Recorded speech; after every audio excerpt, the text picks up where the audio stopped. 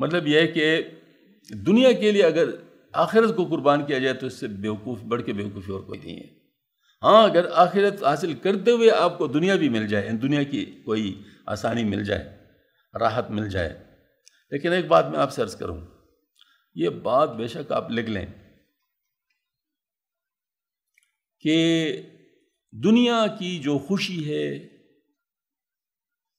ان تمام خوشیوں کو ملا کر اس کا جو ست نکالا جائے، یعنی اس کو ایک نچوڑ اگر نکالا جائے تو وہ سکون اور اطمینان ہے۔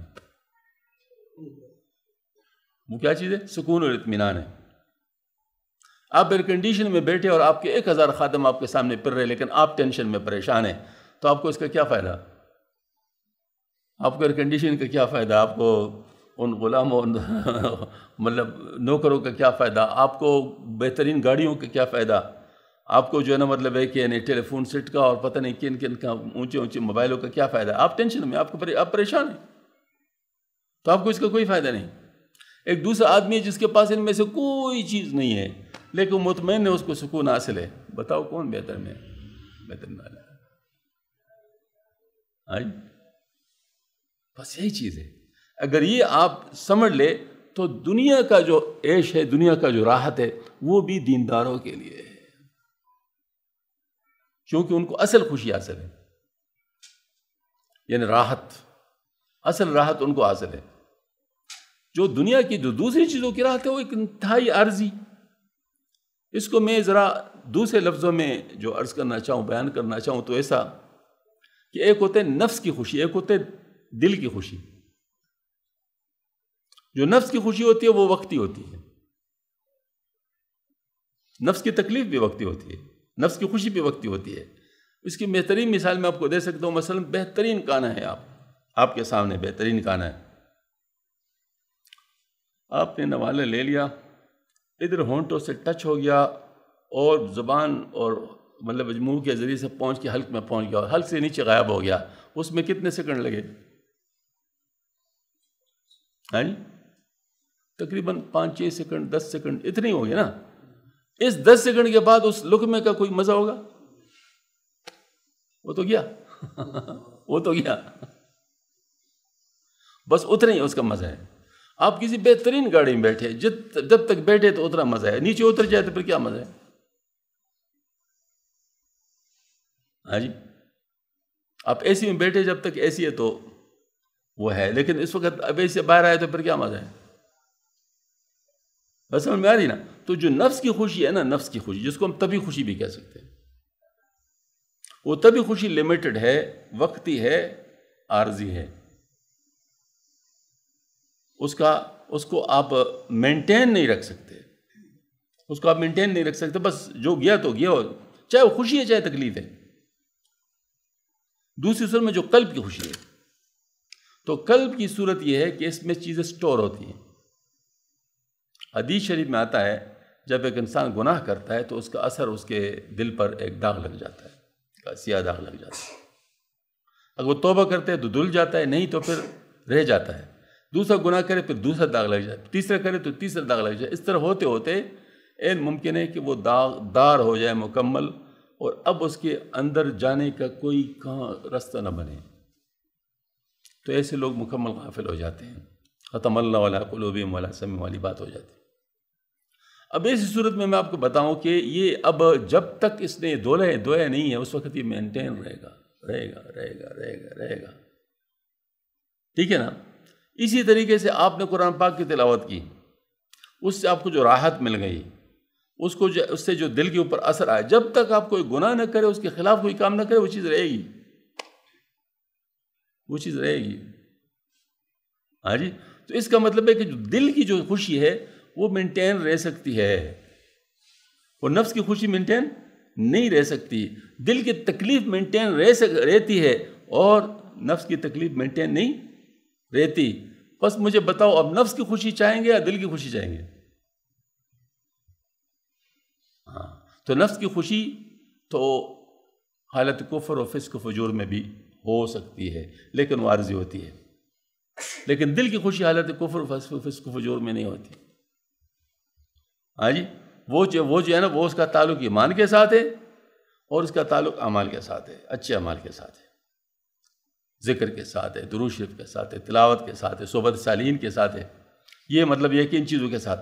تو اب مجھے بتاؤ کہ جو ماشاءاللہ اچھی حالت میں ہے اور اس کے دل کو خوشی ہے، اس کے باہر طبی حالات مشکل والے ہیں، یعنی مثلا کھانے وقت پہ نہیں مل رہا اس کو، یا قید ہے، یا سفر میں ہے، یا کوئی اور بات ہے، تو اس کے تکلیف کا اس کو احساس ہوگا، لیکن اس کے دل کی خوشی اس کو کمپنسیٹ کرتا رہے گا، اس کو برداشت کرتا رہے گا، کیونکہ اس کو ایک راحت ادھر حاصل ہے، اس راحت نے اس تکلیف کو سنبھالا ہوا ہے، ٹھیک ہے نا؟ جبکہ دوسری طرف خدا نخواستہ اگر دل ویران ہو اور آپ کو بڑے مزے مل جائیں تو مزے سرسری ہوں گے، دل کی دنیا پھر بھی غیر آباد رہے گی، پریشانی پھر بھی رہے گی۔ اس وجہ سے جن لوگوں کو بہت زیادہ فراوانی ہو جاتی ہے عیش و عشرت کی، وہ بعض دفعہ اس کی وجہ سے خودکشی کر لیتے ہیں۔ یہ جو بہت ڈیولپ کنٹریز ہیں، سویڈن، ڈنمارک، ناروے، یا دوسری صورت میں بعض دفعہ جرمنی اور یہ جاپان، یہاں خودکشیاں بہت زیادہ ہیں، حالانکہ بہت ڈیولپ کنٹریز ہیں، وہاں پر یعنی سہولتیں بہت زیادہ ہیں، اور جن نے خودکشی کی ہوتی ہے ان کو سہولتوں کی کمی نہیں ہوتی، ان کو سکون کی کمی ہوتی ہے، وہ اس وجہ سے جو ہے نا مطلب خودکشی کرتے ہیں۔ کیوں؟ کیا وجہ ہے؟ ہمارے ملک میں کیوں نہیں کرتے؟ جو فسق و فجور والے کیوں نہیں کرتے؟ اس کی وجہ یہ ہے کہ یہاں پر انسان کو یہ خیال ہوتا ہے کہ ابھی میں نے وہ چیزیں اچیو نہیں کی ہے جس سے ذریعے سے میں خوش ہو سکتا ہوں، مثلا مجھے اتنی تنخواہ ہو جائے، میری اتنی گاڑی ہو جائے، میں یہ ہو جاؤں۔ اب وہ لگا رہتا ہے، اس دوڑ کے پیچھے لگا ہوتا ہے، عمر بھر لگا ہوتا ہے، اس کو یہ ہوتا ہے کہ جب میں یہ حاصل کر لوں گا تو ٹھیک ہو جاؤں گا، میں خوش ہو جاؤں گا، ہاں جی۔ تو اس کو ابھی راستے میں ہے، لہٰذا اس کو مایوسی نہیں ہے، وہاں پر وہ پیک پہ پہنچ جاتے ہیں۔ اب پیک پہ پہنچ کے سوچتے ہیں اب کیا کریں، اب اور کون سی، اب بھی ہمیں سکون نہیں ہے تو اب مزید ہم کیا کریں، پھر خودکشی کرتے ہیں۔ یہاں پر بھی ایک صاحب تھے، اس نے واقعہ بتایا تھا، اس کے بھائی نے ہمیں واقعہ بتایا تھا، باقی اس کا عالم ہے اور یہ خاندان بزرگوں کا تھا، لیکن یہ بہت باغی قسم کا لڑکا تھا۔ ان میں اس کا اپنا بیان ہے، اس کے بھائی نے کہا ہے کہ یعنی اس کا اپنا بیان ہے کہ اس نے تقریباً جو گناہ انسان اس ماحول میں کر سکتے وہ سارے اس نے کیے تھے، وسائل میسر تھے، اور جو گناہ بھی اس ماحول میں ہو سکتے وہ سارے اس نے کیے۔ تو کہتے اخیر میں وہ اسی بے اطمینانی کی حالت میں مبتلا ہو گیا، اور جو چاہتا تھا وہ کرتا تھا، لیکن پھر بھی بے اطمینانی نہیں جاتی، تو اخیر میں اس نے خودکشی کا ارادہ کیا، اور خودکشی کا طریقہ بھی ایسے عجیب چن لیا کہ اس نے کہا شراب میں یہ خوابہ اور دوائیاں ڈال لوں گا بہت ساری، اس کو پی لوں گا، آگے اللہ مالک۔ چلے شیطان نے اس کو طریقہ سے سمجھا دیا، اور اس کے لیے وہ تیار ہو گیا۔ اب جس دن وہ خودکشی کرنا چاہتا ہے، اس کے چچا بہت بڑے بزرگ تھے، ان کے پاس گیا کہ چلو جی آخر ملاقات ان سے کر لیتے۔ تو ان کے پاس گئے اور اپنی حالت ان کو بتائی، تو ان کے چچا جو تھے نا ذرا تھے تو بڑے بزرگ، لیکن ذرا جلالی طبیعت کے تھے، ان کے جا نماز پڑھو، باتیں بنائی ہوئی، یہ کہہ دیا اس کو۔ اس نے کہا اچھا ٹھیک ہے چچا، یہ چلو ان کی بات میں سن ہی لیتا ہوں، مان ہی لیتا ہوں۔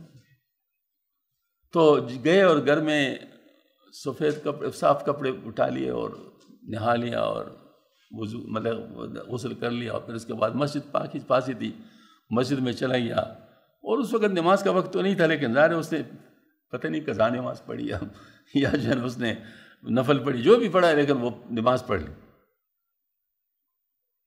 اب نماز پڑھی تو کہتے سجدے میں جیسے گیا تو بس رونا شروع کر لیا، روتے رہے، اللہ پاک نے کھینچ لیا، بس اصل بات تو یہی ہے، اللہ تعالیٰ نے اپنی طرف کھینچ لیا، خوب روئے۔ جب اٹھے تو بالکل پاک ہو چکے تھے، دل صاف ہو چکا تھا، بس توبہ کر لیا، ہاں جی توبہ کر لیا، اور پھر اس کی یہ حالت تھی، ماشاء اللہ مولانا فقیر محمد صاحب رحمۃ اللہ سے بیعت ہوئے، اور اللہ نے ان کو ایسی شان عطا فرمائی تھی، ہم نے وہ حالت بھی دیکھی کہ جب ان کے ساتھ ہم بیٹھے ہوتے، اگر کوئی ان کے سامنے غیبت شروع کر لیتا تو کچھ بھی ان سے نہیں کہتا، بس اٹھ کے دوسری طرف چلے جاتے ہیں، کسی اور جگہ بیٹھ جاتے، غیبت نہیں سن سکتے، لوگوں کی خدمت وغیرہ کرتے تھے، ذکر ہر وقت ذکر میں مشغول ہوتے تھے، بس تسبیح ہاتھ میں ہوتی تھی، وہ ذکر والوں کا چل رہا ہوتا تھا، اگر کسی سے کوئی بات کرنی ہوتی تو نصیحت کی بات ہوتی اور دین کی بات ہوتی، اس کے علاوہ اور کوئی بات وہ نہیں کرتے تھے، ہاں جی آخری وقت اس نے بڑے اچھے گزارا، بہت موت پیوت کو اللہ تعالیٰ نے بہت اچھی عطا فرمائی۔ مقصد میرا یہ ہے کہ دیکھو اس جگہ پر بھی، پاکستان میں بھی ایک شخص نے کم از کم یہ دکھایا کہ دنیاوی خوشیوں کے ذریعے سے سکون نہیں مل سکتا، سکون ملا تو کس چیز میں ملا؟ نماز میں ملا، اللہ کے سامنے پڑھنے میں ملا، یہی اصل میں بنیادی چیز ہے۔ تو دل کی جو خوشی ہوتی ہے وہ مینٹینیبل ہے، نفس کی خوشی مینٹینیبل نہیں ہے، اس وجہ جو نفس کی خوشیوں کے لیے اپنی زندگی گزارتے ہیں نا، وہ اپنا نقصان کرتے ہیں، اور جو اس کے لیے آخرت کو ضائع کرتے ہیں تو اس سے بڑا خسارہ اور کیا ہوگا؟ تو یہی حضرت نے فرمایا کہ یہ نہیں ہونا چاہیے کہ مطلب آخرت کو اس کے لیے ضائع کیا جائے۔ اللہ تعالیٰ ہماری حفاظت فرما دے۔ میرے خیال میں آج کے لیے کافی ہے۔ وآخر